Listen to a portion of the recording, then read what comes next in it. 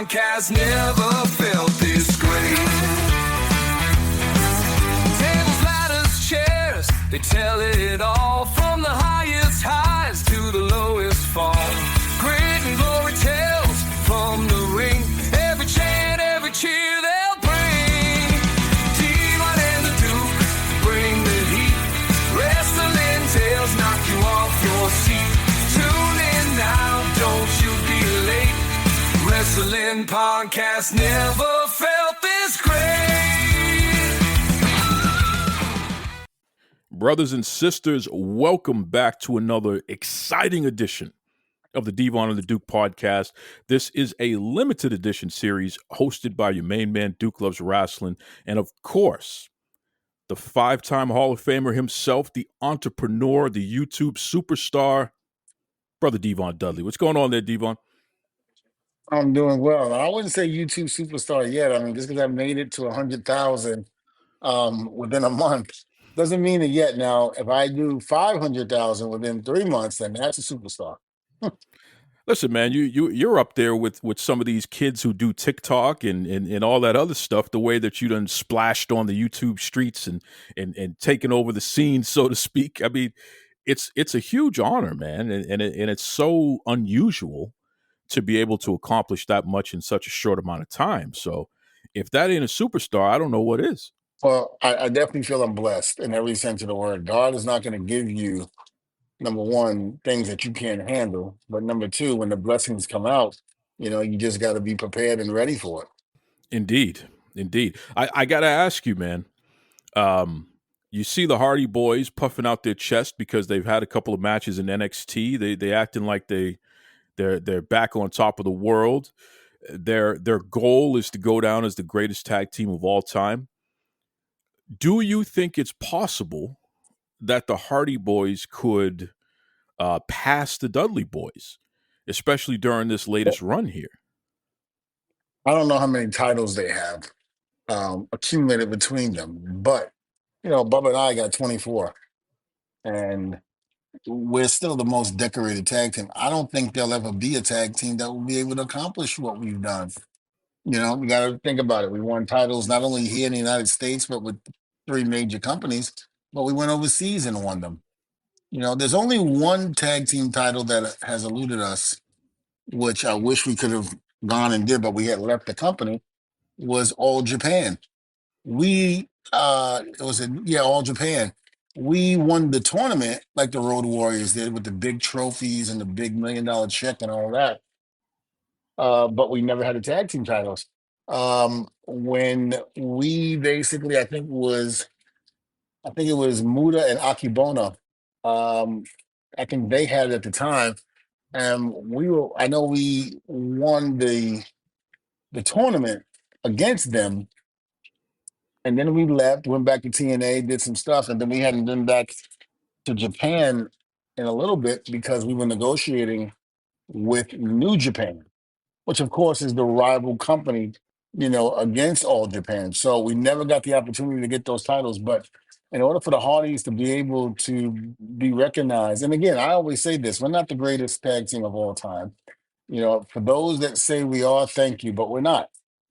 Because you can't be the greatest unless you have faced teams before you. And we didn't. And that's kind of that's like impossible. That was kind of like, Mike Tyson, boxing Muhammad Ali. By the time Tyson came up, Muhammad Ali was already gone. He was already out of the business by that time. And so, although Mike, and I'm a huge Mike Tyson fan, anybody that knows me knows how big I am on Mike, but I can't not say that he was the greatest. He was the greatest of his era.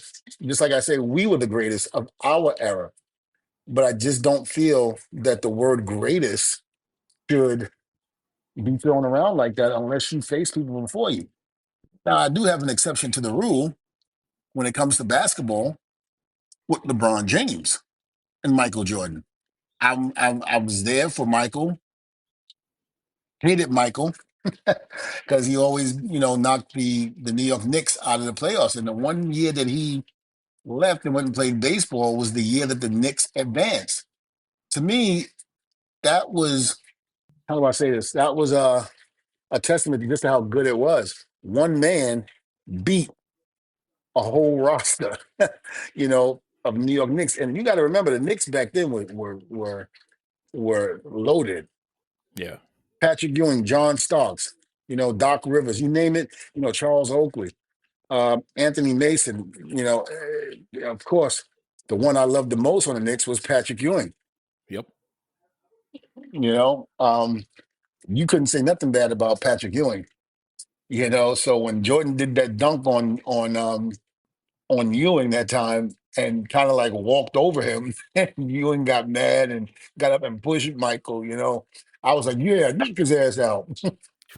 But because I was a kid, I was a teenager, and I didn't know anything. But when I look back at it, because I look at a lot of the old, when you go to Instagram and you like certain things, even on Facebook, it kind of what it does is it basically it figures out that's what you like, so it keeps throwing up clips and stuff like that of things that are similar to that. And I basically every time I see something with Jordan, I push the like button all the time. So now when you go through everything, now all that comes up is Jordan clips, and I love it because I feel we. See, I can go on and on about this. We can never have like Back to the Future, a time machine that can go back and revisit all of that. Our time machine is in our mind, remembering the memories that we had witnessing all of that. So when I'm watching those clips, I'm in my own mind, I'm in my own time machine, going back, reminiscing about all the great, basketball rivals back then in the 80s and 90s. I'm not saying today's basketball players don't have what it takes, but it just wasn't the 80s and 90s. They wasn't the bad boys of basketball, the Detroit Pistons. You didn't have the Boston Celtics, with Larry Bird, that whole team, McHale and all of that. You didn't have that, Robert Parrish. Not to mention the physicality back then. Bro, you could watch a guy come down the court, you can hold your arm out and clothesline his ass, It was you a know? different world. It And was a different it was a world. different world. Now there's clips of LeBron not even getting touched and freaking, throwing his hands up in the air and flopping down on the floor. And when I see that, I get disgusted because look at the freaking blows that the Detroit Pistons put on everybody, not just the Chicago Bulls, but everybody. Lim Bear, who was considered one of the most nastiest players of that era. Jordan conquered that. When he came back from when he came back from baseball and went back to basketball, he basically got beat up.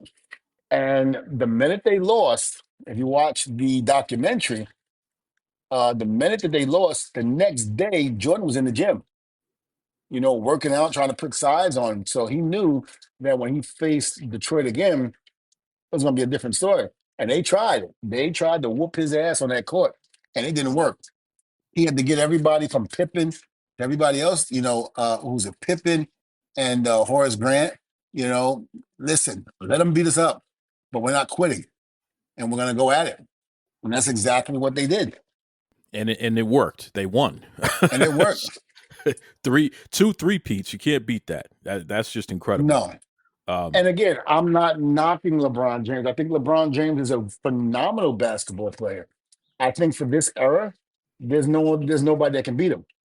But as far as the greatest of all time, I'm sorry. I was there for Jordan in his era. I'm here for LeBron in his era. And I just don't see the comparison. He's played longer than Michael Jordan. But at the same token, he's not Michael. He didn't put fear in people the way Jordan did. Jordan put fear in people. And, people say, oh, that's not, saying that you're the greatest of all time. No, it's not saying that you're the greatest, but when Jordan said he was going to score 60, he scored 60 plus. Oh, I should say he scored 50 and he scored 50 plus. That was just Michael. He was able to call what he was going to do. And no matter how many people they had on him, no matter what they did, Jordan was just the man. No doubt about it. A generational player. And look, you're bringing us down this road here which I'm sure my main man Peter Vesey, who's a friend and someone who's been on Duke Loves Wrestling, so I know he's going to hear this and chuckle about it. Shout out to Peter Vesey, the true first color journalist for the NBA. Peter was the first one that, during halftime and stuff like that, he would bring that angle on TV that we grew up watching, especially on the Sun. You remember Sunday afternoons, you watch the NBA, and would see that. But let me ask you this, since we're here, because this past week, LeBron James confronted journalist and podcaster, ESPN. I think he's the highest paid talent on ESPN now, Stephen A. Smith. And LeBron got in Stephen A. Smith's face and admonished him for Stephen A.'s reporting on LeBron's son, Bronny. Now, Bronny James is in the NBA, and so far he hasn't been very good, but he's on the Lakers with LeBron. And a lot of people would say, that kid is not good enough to be an NBA player. And Stephen A. had made a comment, LeBron, I don't know why you're putting your son through this. He's not good enough to be in the league, but you got him out here. You got your team giving him this contract and allowing him to be out here and really get exposed. I don't know why you're doing this. Stephen A. is saying that he's more talking to LeBron as opposed to disparaging the child or, the young man, I should say. But here's the thing. It's the journalist's job to cover it. If you're good, they got to cover that you're good. And if you're bad, you got to cover that they're bad. So I don't necessarily take issue with what Stephen A. did, but it's interesting that LeBron confronted him and said, that's my son. Leave him out of this. Whatever this thing is you got with me, leave him out of it. Don't be talking about my son like that. Keep his name out of your mouth. What say you, Devon, especially as a parent who has children in the same industry that you're a legend in? What say you about that exchange between LeBron and Stephen A? Let me ask you a question. We're going now, right? Because I want Yep, this to be all on. it's all uh, here. Yep. you know, I look at it like this. My sons have been in this business since I think 2011, 2012, when they appeared on TNA television. They were about 15, 16 years old. Now, were they ready to be in that? No, I disputed that wholeheartedly because I just felt 15, 16-year-olds should not be there doing that.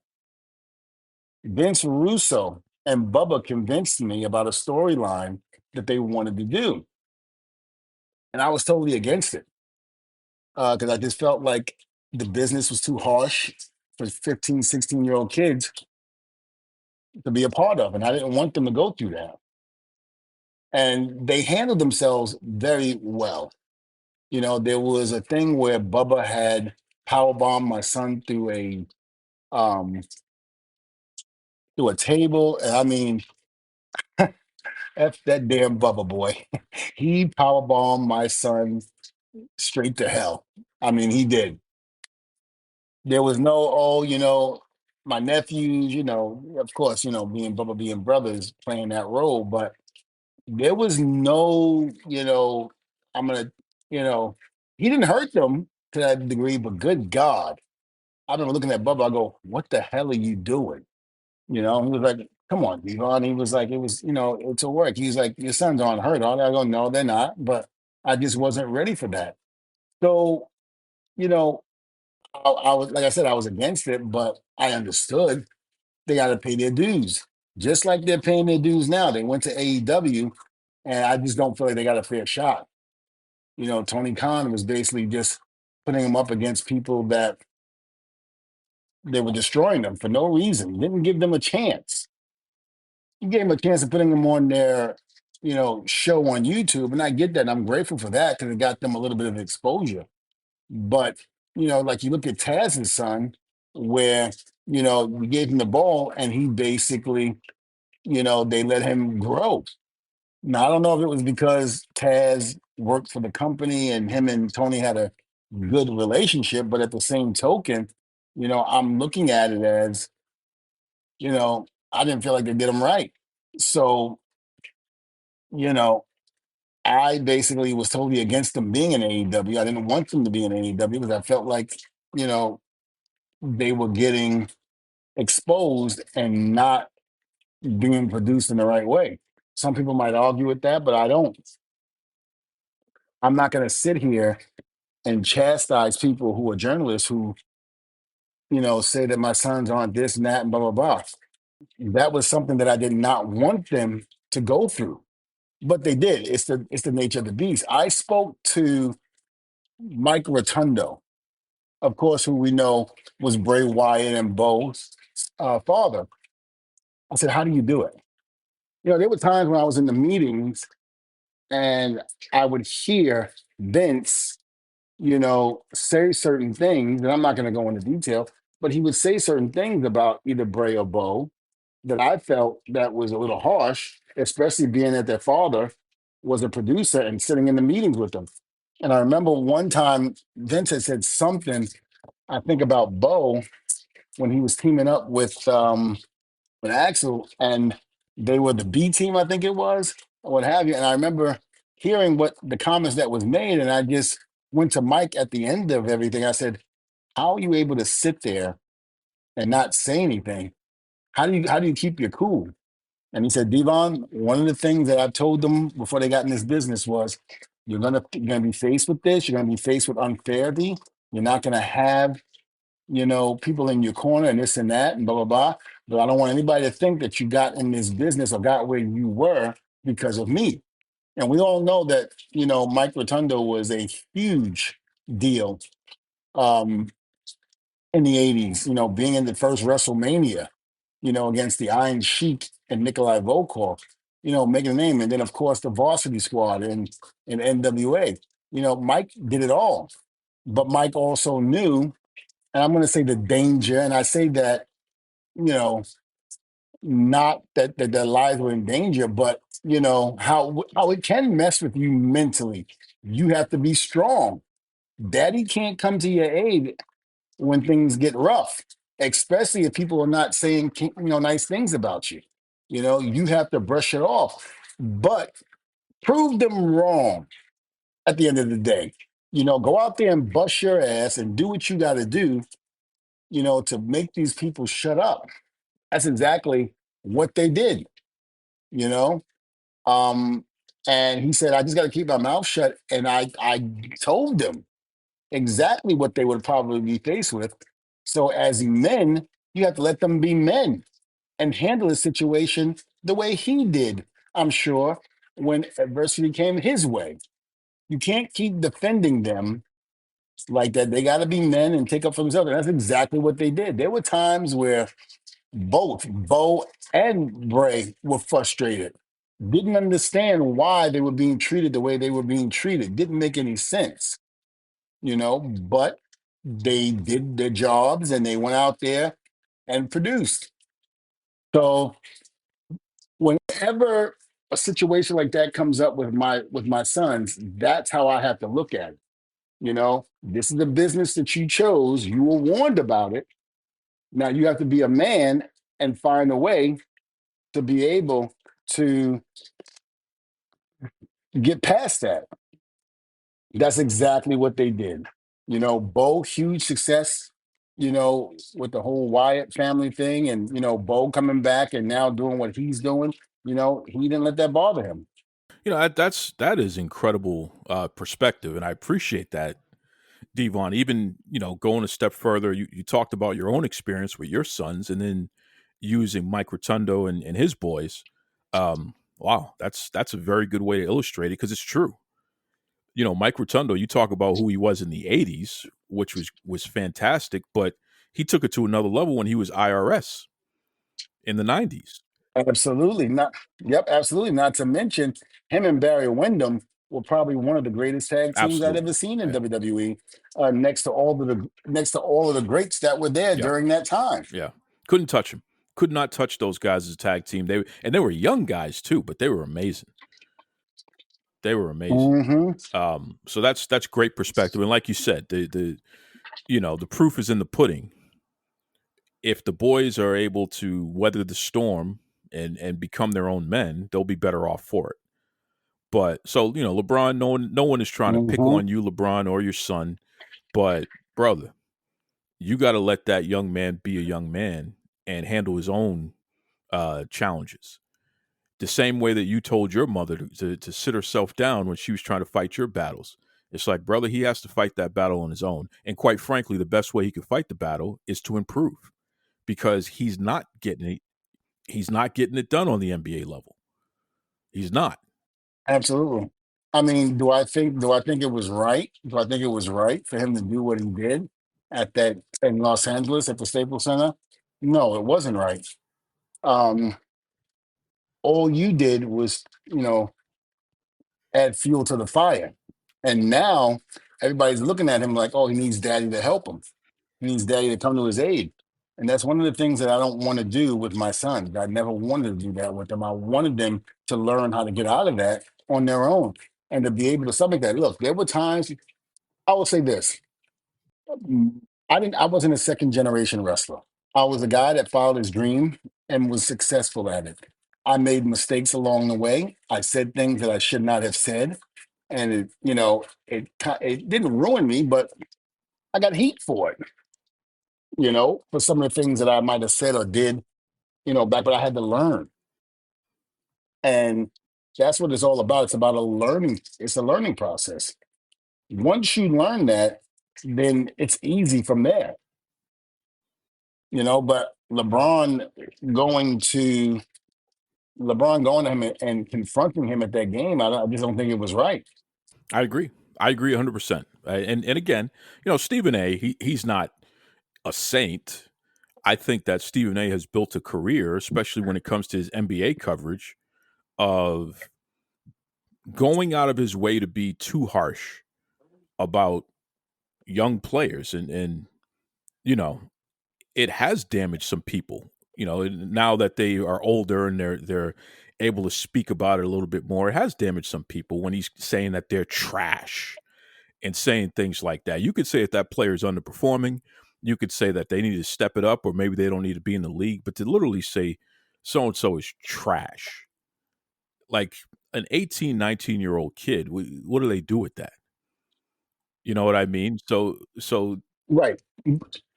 But this is also something to where this is what you're going to be faced with. This is something you have to deal with.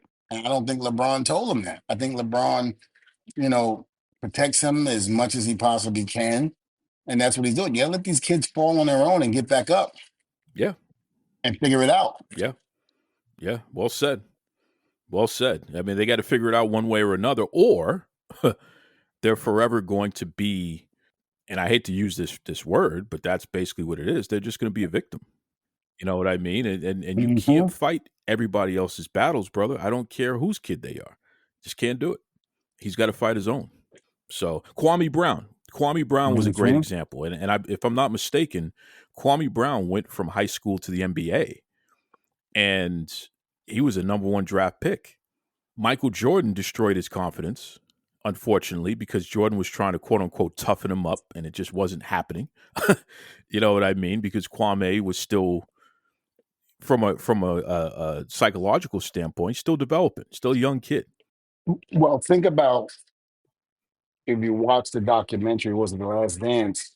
Think about what all of Yeah, Jordan's teammates said, how hard he was on them, how he didn't even Stephen Curry, he punched him in the eye yeah, because they got into an argument because Steve thought that he was being too harsh on him. And he stood up for himself, which was good, and Jordan respected him for that. But at the same token, these are things that you're going to be faced with. And you got to be able to fight your own battles and do that. And that's exactly what Steve Kerr did. He earned Michael's respect after that. He felt bad about what he did, but he earned his respect. it's true. It's true.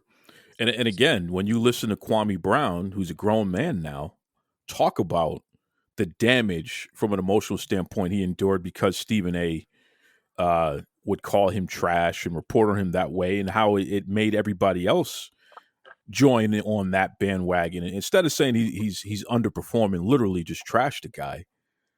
That was a lot. That was a lot for him to deal with, and he didn't know how to deal with that.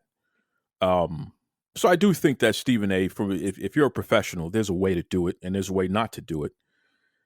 But Again, LeBron, stop fighting Bron these battles. He has to do it on his own. He'll be better off for it. And if he can't get it done on the court, then you know what? He is underperforming and he doesn't deserve to be there. And that's just it. That's just it. You can't sit there and be one of the greatest players of all time Mm-hmm. and then sit back, LeBron, and not accept the fact that when the same way people can praise you for all that you've accomplished, especially from out of the gate, why can't they point out another player, son or no son, ain't getting it done? There's no special rules, you know? No, there isn't. Here's another thing, people are gonna, because my sons are a tag team, they're always gonna be compared to Yeah. Bubba and myself. And that's a high pedestal to be on because of what we've accomplished and what we've done. So, LeBron's son is when he comes in one day, he's gonna be looked at as is he is as good as his father? Is he anywhere near his father? And they're gonna be looking for those high expectations coming from him. And when he doesn't deliver, then it's Yep. gonna start. Well said. Well said. So, of course, we wish everybody the best. We hope it all works out for everybody. But, the truth is the truth, man. And we don't have to sugarcoat it in any way. Speaking of the truth is John Cena has officially turned his back on the fans. During his retirement tour, this is the truth now, Diva. I know he's a friend of yours, but, you know, during his retirement tour, he decided that hustle, loyalty, and respect and never give up and all these things, it looks like he's going a different way because he's aligned with your very good friend, The Rock, and they attacked Cody Rhodes. Even brought in the rapper Travis Scott to join in and get his licks in, and he's burning sage in the ring and looking ridiculous. Travis Scott looks so ridiculous burning sage in the ring that it was the best thing going. It was so bad it was great. I hope they put that in the video game. That's how entertained I was by how ridiculous he looked out there doing that. And then the slap to Cody Rhodes. When I was yeah, that was brutal. I remember when I was a producer and I was friends, very good friends with Natalia. Yeah. And Natalia used to do all of these TikTok videos or these videos where she would dance. And she would say all the time, she goes, I can't dance worth of nothing, Devon. She goes, I'm horrible. She goes, but I do it and I'm just having fun. And I looked at her and I said, you know what? I said, it's funny because I watch you and I'm like, yeah, I agree with you. It's bad. But it's so bad, Natty. It's so bad that it's good. And people want more of it. That's it. So That's it's it. one of those things. So that's what you have to keep a perspective with. But I love Natalia. I think she's great. But we used to laugh about it all the time. We used to laugh. She was just like, Devon, I don't know what the hell I'm doing. When we start these videos and stuff like that, and we do that, and I'm dancing, she goes, I just do it. She goes, I have no rhythm, no nothing, but I just do it. And I'm like, Natty, it's so bad that it's good. And she goes, yeah, I know. She goes, that's why I keep doing it. And she has a good heart about it. She's a second generation wrestler. Of course, from the legendary Hart family, you would think that people wouldn't say bad things, but I'm sure there's a lot of people that I've never read any comments um about her and her dancing, but Natalia did it before. She was bad mouthing her dancing before anybody else could, do it Yeah, because she knew she was just having fun. And, she was able to take it on the chin and just go and have fun with it. And that's what has to be done. I agree. I agree 100%. And shout out to Natty. I got a lot of time for her. She is such a compliment to the entire wrestling industry. And really, she's continuing the legacy of that Hart family on every level, including, the training that she's doing with of the young stars these days. It, She's a true professional yeah. and she understands the game. She was brought up the right way in the business between her father and Brett. And I'm sure she knew the consequences of what was going to be expected of her, coming into this business. The same as Charlotte Flair. Yep. Charlotte Flair, the same way, you know. Yep. Well said. And I don't want to take anything away from her now. Natty's actually a third generation wrestler because remember her grandfather, Stu. Yes, I'm sorry. No, Yes, I'm forgive with it. me. I totally forgot about, and I should never have forgotten about Stu. But whenever we hear about Nattie and the people that have come before her and her family, you always hear about Jim Jim, yeah. and Brett. Yeah, of course. So, forgive me for, not mentioning Stu, but yes, she is a third generation wrestler. So, but that just reinforces your point, though. You know what I mean? She knows the game. She knows the business. It's her family business, and she's amazing. Love Nattie. Nattie, you're listening. We absolutely adore you. You're the best, like no doubt. Absolutely. You She know, is a sweetheart. she is She's a true sweetheart, and I love her to death, and everything that she's accomplished and what she's done to lift up the Hart family's name. My hat goes off to her, and I got nothing but the utmost respect for her. absolutely same 100%. Um, so keep it in that spirit. Before we get to your buddy John Cena, Travis Scott again. What fan wouldn't want to be in the ring in one of the biggest moments in the history of wrestling? John Cena's heel turn. You're in there with The Rock, John Cena, and the world champion Cody Rhodes. I don't think life can get much better than that for a guy who's not even a wrestler. He's just a fan. And he's burning sage. He gets his slaps in and all this other nonsense. Give it to me, brother. Now listen, and Bubba had a lot to say about Travis, about what he would do to him for slapping Cody like that. But what say you, Devon? What did you think of Travis Scott being in the mix there?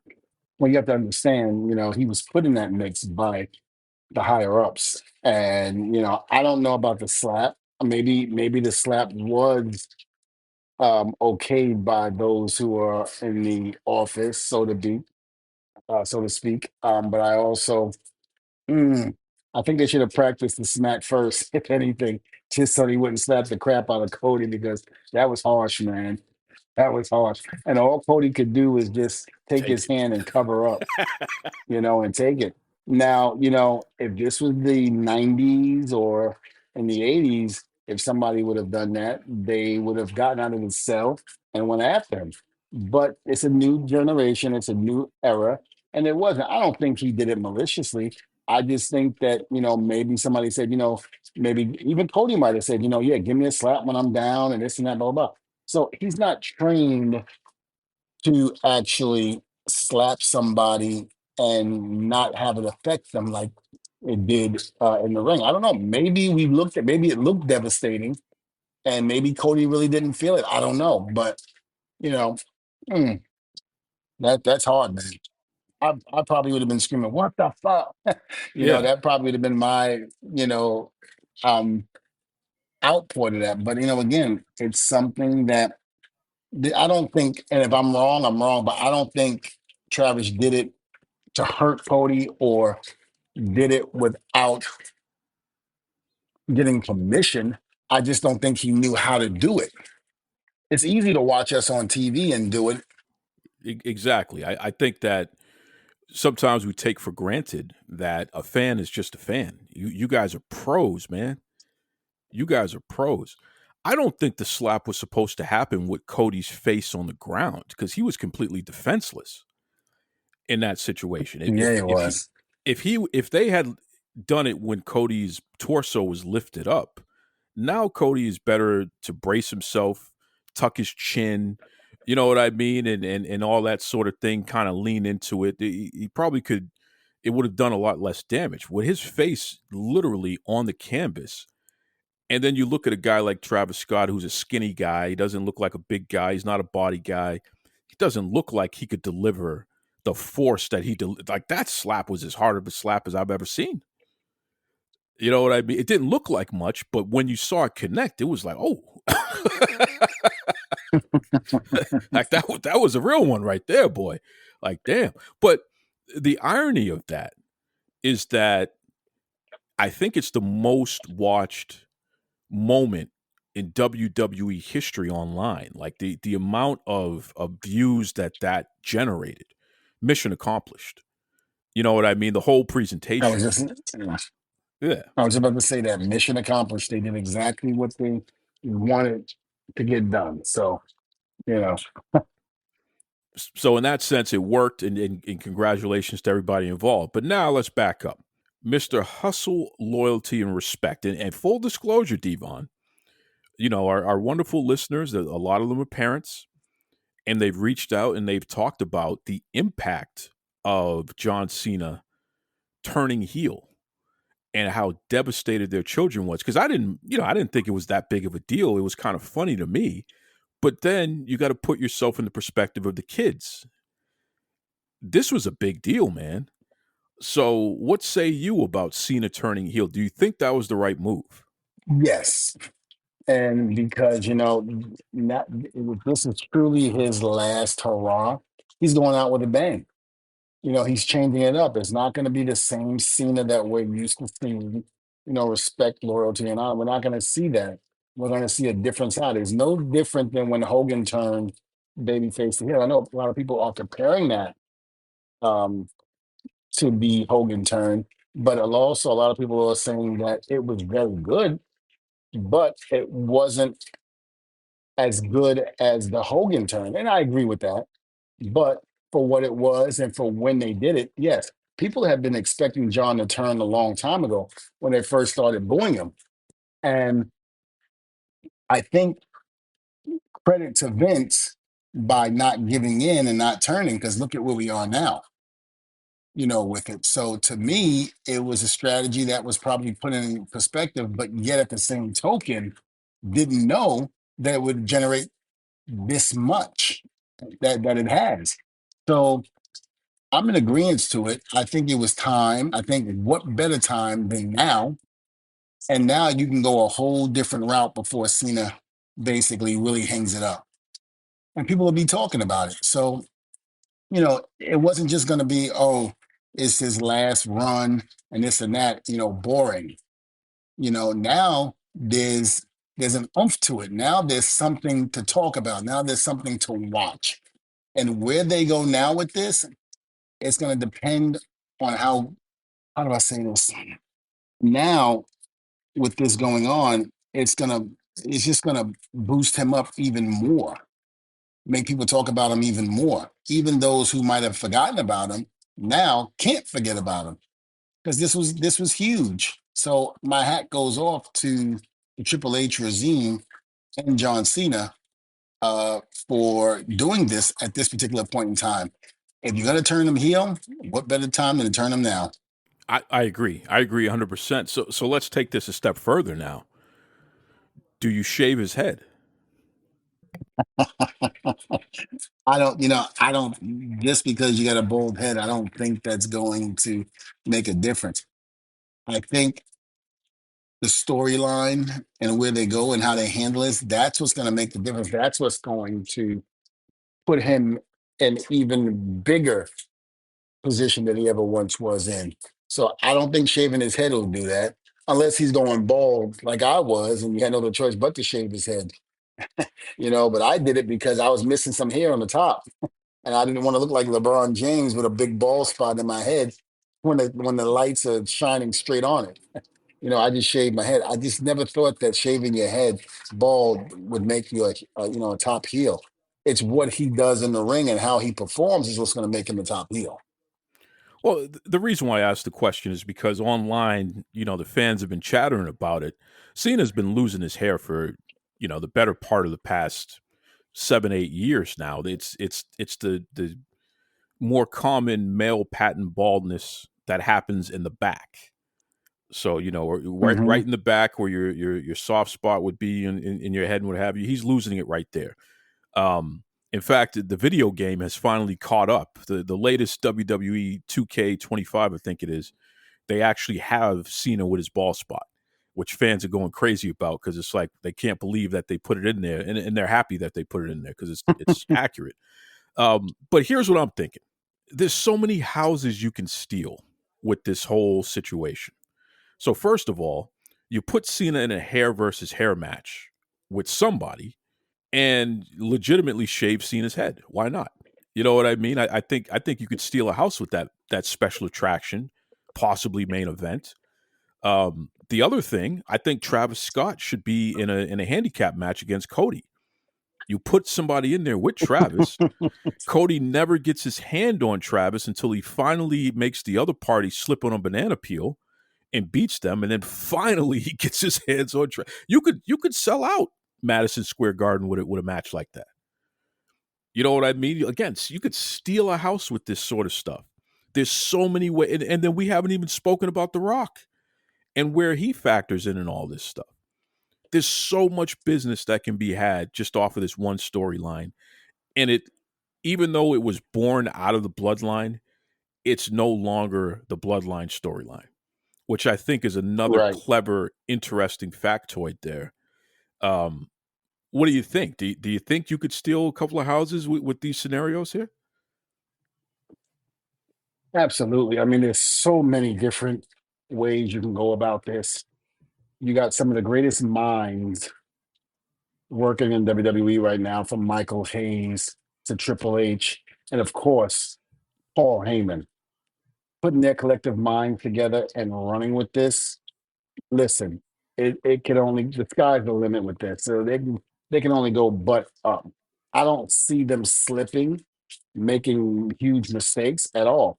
I think they're going to hit a home run with this. Yeah, they listen. They're printing money with this one, boy. And WrestleMania is not enough. I think for the rest of the year, we got something cooking here. There's so many ways to go. So I'm excited. I'm very, very excited. That was a shot in the arm, so to speak. Uh, the other thing, which came out of nowhere, is this Naomi, Jade Cargill, Bianca Belair situation. It is fascinating what they've been able to do with this. Jade comes out and attacks Naomi. Everyone thought that she was going to go after Liv Morgan, but she attacked Naomi and identified Naomi as the person who attacked her. And meanwhile, Bianca Belair, she wins the Elimination Chamber, and she's now the number one contender for the women's title. But oh, by the way, instead of facing Rhea Ripley 1-on-1, Io Sky wins the women's title, so now it's Bianca versus Io. Maybe Rhea will be added to the mix and it'll be a triple threat. But the fact that Io came out of nowhere and is added into this mix, it's like, whoa. Suddenly you took this portion of the women's division and you've injected a whole lot of life into it. There's so much going Huh? on here, and it's all complementary. It's all related to each other, and you really don't know what's going to happen next. So let me ask you this, Devon.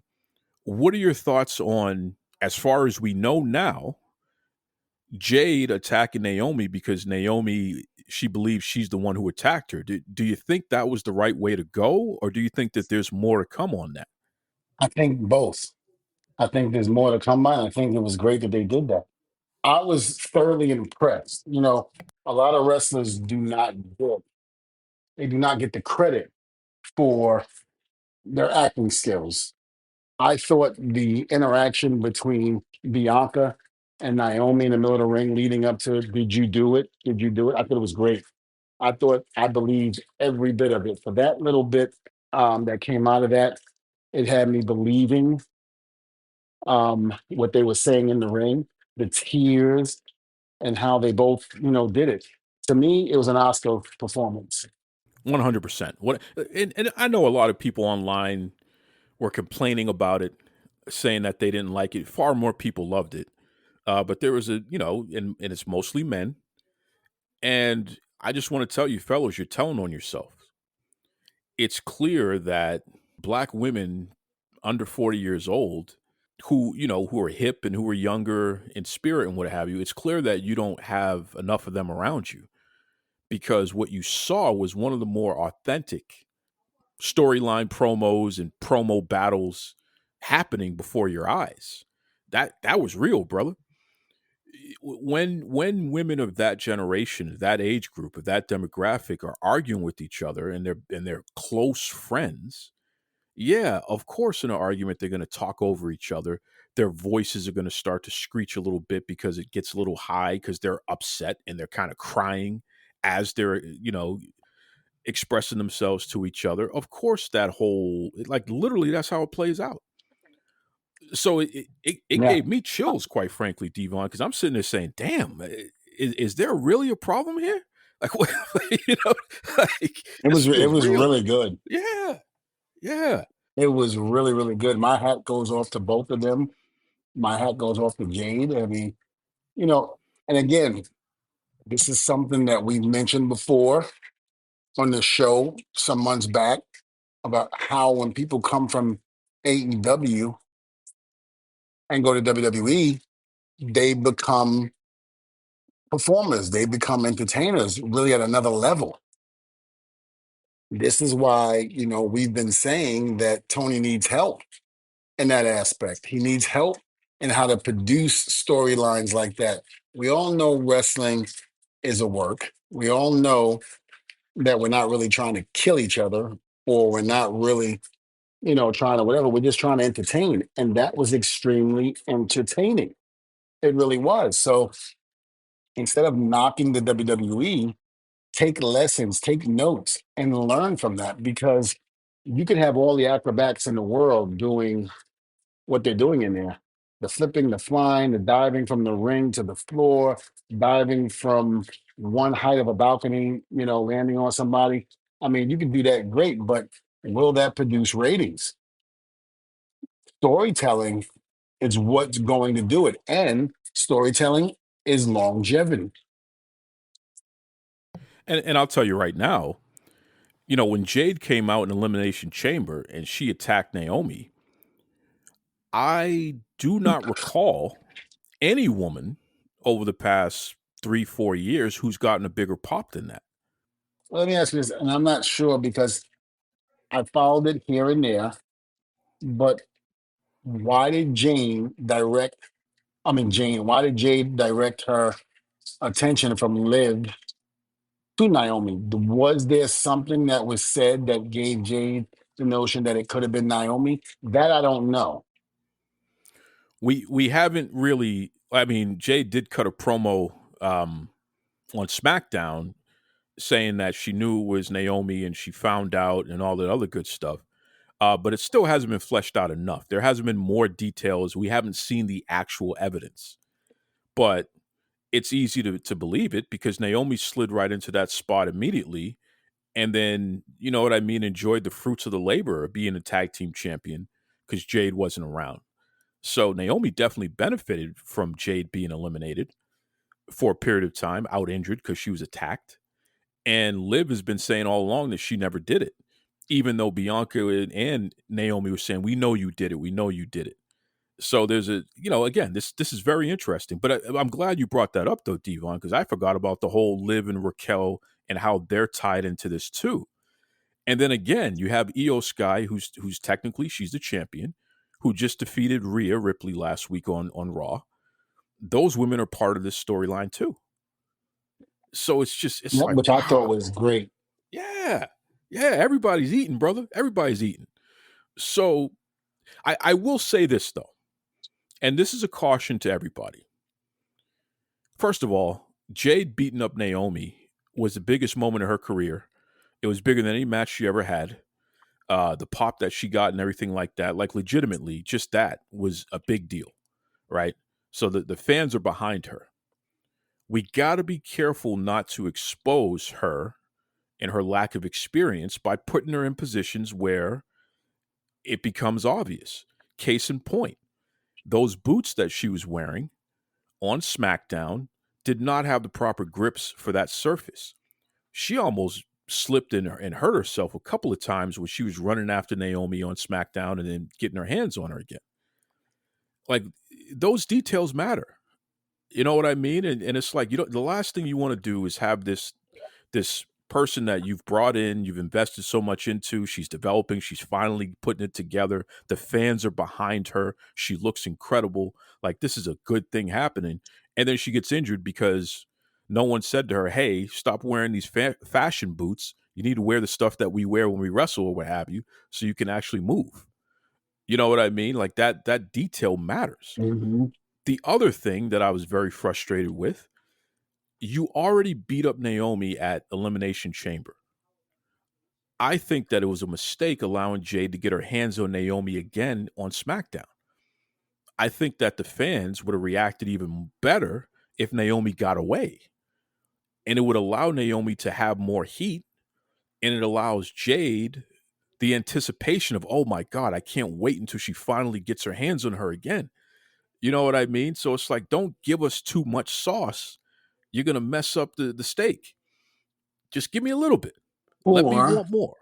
yep, or, right, or let, Jade comes down, does what she does, but somehow or another, maybe there is a slip, like you said, because it seemed like she slipped a couple times. Maybe there is a slip, or there's something where she turns her back and Naomi catches her, leaves her laying in the Ooh, middle of the ring, and then walks off.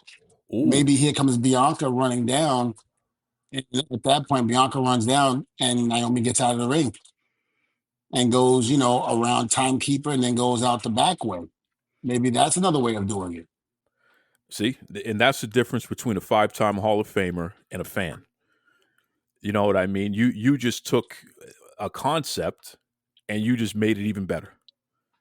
And you're absolutely right. That would have been incredible if Naomi could have gotten a cheap shot in, and then Bianca runs out and then Naomi runs out. That would have been incredible. Yeah. So again, though, we're invested. We're excited about it. We're invested. It's not lost on me that these are black women leading this storyline. Which, here's the interesting part. Despite the fact that Charlotte Flair is by far one of the greatest of all time, male or female, definitely one of the greatest women of all time, and there couldn't be more than 2 or 3 bigger than her, if you could even say that. Um, Her storyline with Tiffany Stratton is lacking, in my opinion, and it's not because Charlotte is doing anything wrong, but again, it's because Tiffany's so inexperienced, and they have Tiffany trying to be a baby face when the whole point of the fans getting behind Tiffany is when she was being a goofy heel. So I want to ask you about this, Devon. When you transition a heel into a baby face because the crowd is cheering for them, is it necessary to change their characteristics in terms of how they present their character? I'm not talking about in ring. Heels cheat, baby faces are not supposed to cheat. So I'm not talking about that. But I'm talking about the presentation, because in WWE we see the presentation change a lot when you go from heel to babyface. Is that necessary in 2025? I mean, I'm going to say yes. I don't know. I just feel that this has been done very well. There's so many ways you can go about this. And with those minds behind this, I think we've just started to see what the WWE is really going to start to produce now. I think we are in for a great story. I think we're in for a great um, match between these guys, and I think you're really going to enjoy it once you watch it. That's fair. That's fair. So you're saying, look, man, they're hot. Be patient. Let it play out. That's basically what you're saying. Absolutely. Got it. Absolutely. Just let it play out, and you can basically make your decision and you give your thoughts and all of that as it's getting played. But at the same token, let it play. Listen, we would have never seen John Cena turning. I don't think anybody saw that. I think that's the one thing we can honestly say that nobody saw. Yeah. True. I don't think they set up or let the cat out the bag with that. But I think it was great business that they did do that. I think it was great that you know. Um, it got the reaction that they probably was looking for, maybe even more. Absolutely. And it's funny. The dirt sheets didn't have that. WWE kept that close to the vest. And the dirt sheets look ridiculous again. They sit there and charge people for all these inside rumors, and they know this and they know that, including Dave Meltzer. Afterwards, Dave Meltzer was like, "Oh yeah, yeah, yeah. That was the plan and this and that." It's like, brother, you didn't know. You didn't know. No, he didn't. No, no, he didn't. He didn't know. I don't care how many. I don't care how many years he was. Has been doing this and been sitting whatever. No, he didn't. He didn't know. And that was the best part. No one spoiled it. So we got a chance to see The Rock do his little cut the throat thing and all that. And Cena, his face completely changed.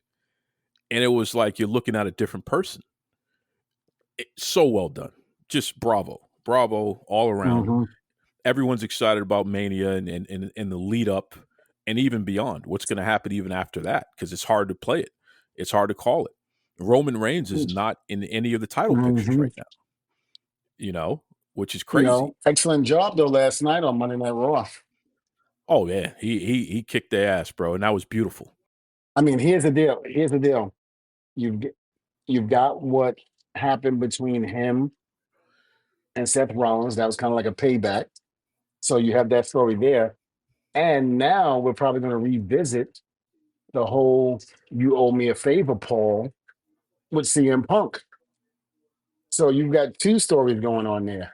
He's got to get his revenge on Seth, and now we're gonna see if Paul decides to cash in that favor or not for CM Punk. There's so many different avenues we can go here, and that's what makes it even more interesting.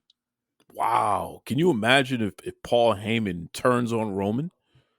Wow. Listen, he's done it. He's done it to Brock. Yep. Good So point. you Good know, point.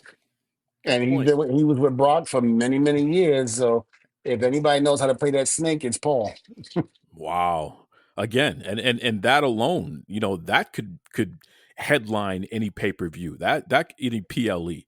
Like that match is a big deal. Mm-hmm. So the fact that that's not Yeah, even the main absolutely. event is just fascinating. It's like, wow, man, they're cooking. They're cooking. Mm-hmm.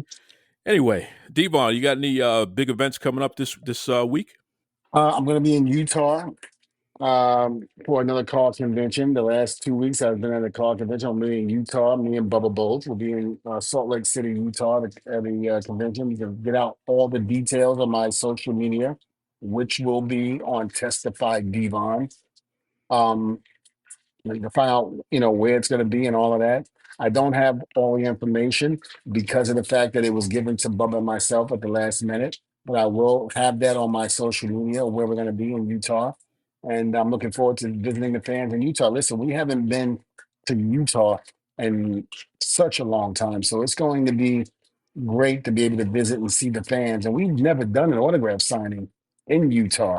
So this will be great for me and Bubba to go out there and connect with the fans. That's going to be fantastic. Listen, all you Usos out there in Utah, you know who we're talking to here. Come out and see the Dudley Boys. All right. They have a very strong Absolutely. Samoan population up there. So that's pretty cool, man. That's pretty cool. You're going to be up there. That's wow. All right. Yeah, I'm really looking forward to going out there and seeing the fans and just basically just every time I do these, I have a good time, because I get to interact with the fans. I get to, you know, get their perspective on things, and they show us the love and everything that we've done over the years, and they really show that they really appreciated everything that we've done. So I'm looking forward to that. Yeah, that's awesome. That's awesome stuff there. And of course, folks, like you said, Testify Devon on the social media so you can get all the information. Make sure you show up, get your autographs, bring the family, have a good time for sure. Duke Loves Wrestling on Facebook, on Twitter, DukeLovesWrestling@gmail.com. As always, let us know what you think. Give us your shout outs, the whole 9 yards there. But we are in WrestleMania season. And the crazy part about it is we're nowhere near the point where we know the full card yet. So much more is happening and developing every single day, folks. So stay tuned because we're going to talk about it. So we're at that time now, Devon. Why don't you give us our word of the week? Man, I got two, but I got the one I'm going to stay on. Disrespect will close doors that apologies cannot open. So be careful how you treat people you think you don't need anymore. Woo! Oh boy, testify. This is my brother. Strictly for the culture every day. Stepping style in your unique way. Patterns and colors so defined. All about the perfect line. Be yourself, let your spirit fly. In this fashion, you'll touch the sky.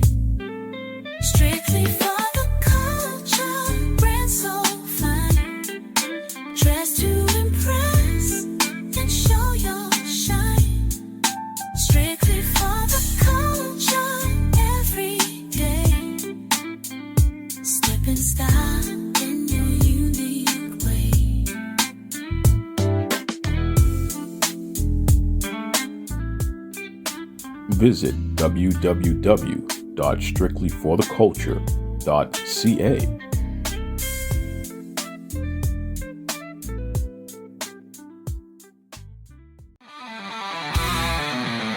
Backstage whispers and the crowds roar, from matching giants to legends of yore.